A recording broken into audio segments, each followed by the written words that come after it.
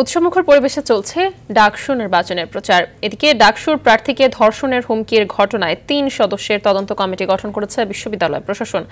এদিকে বিশ্ববিদ্যালয় প্রশাসন ব্যর্থ হলে আইনি ব্যবস্থা নেওয়ার কথা জানিয়েছেন ওই নারী প্রার্থী। এ ঘটনায় বিক্ষোভ মিছিল করেছে ছাত্রদল।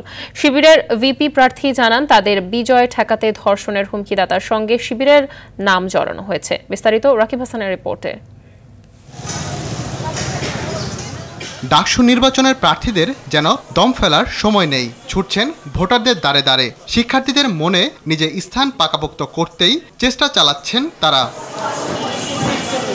এদিকে অপরাজেয় ৭১ অদম্য ২৪ প্যানেলের মুক্তিযুদ্ধ ও গণতান্ত্রিক আন্দোলনের সম্পাদক বিএম ফাহমিদা আলমকে ফেসবুকে গণধর্ষণের হুমকি নিয়ে এখন উত্তপ্ত ঢাকা বিশ্ববিদ্যালয় ক্যাম্পাস। এ ঘটনার বিচার চেয়েছেন ওই শিক্ষার্থী। যদি তারা কোনো আইনি ব্যবস্থা গ্রহণ না করেন, যদি তারা আমাদেরকে হতাশ করেন, যদি তারা শিক্ষকদের প্রতিবাদকে হতাশ করে থাকেন, তাহলে আমরা আইনি ব্যবস্থা গ্রহণ করতে বাধ্য হব।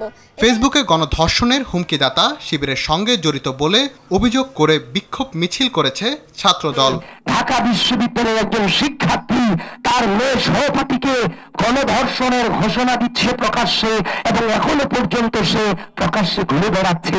ঢাকা বিশ্ববিদ্যালয় প্রশাসন এবং রাষ্ট্রীয় প্রশাসন এখনো পর্যন্ত তার বিরুদ্ধে ভিন্ন পরিমাণ কোনো ব্যবস্থা নেয়নি। শিবির কর্মী একজন তাকে গণধর্ষণের হুমকি দেয়, গণধর্ষণের আহ্বান জানায়।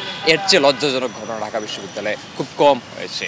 তবে এটিকে অপপ্রচার ও বিজয় ঠেকানোর অপচেষ্টা বলে জানান শিবিরের ভিপি প্রার্থী। যারা নারীদের বিরুদ্ধে এই ধরনের স্লেট শেমিং করছে, যারা এই ধরনের হ্যারাসমেন্ট করছে, তারা হচ্ছে কালপ্রিট। তাদের বিরুদ্ধে আমাদের জিরো টলারেন্স নীতি। সুতরাং সে যে দলের হোক তার বিরুদ্ধে আমাদের অবস্থান নিতে হবে। এ ঘটনায় ব্যবস্থা নিতে তদন্ত কমিটি গঠন করেছে বিশ্ববিদ্যালয় প্রশাসন। আমরা ৩ কর্মদিবসের মধ্যে এই তথ্য অনুসন্ধান কমিটিকে অনুরোধ করেছি তারা তদন্ত করে আমাদের লিখিতভাবে রিপোর্ট প্রদান করার জন্য। রাকিব হাসান, আর টিভি, ঢাকা।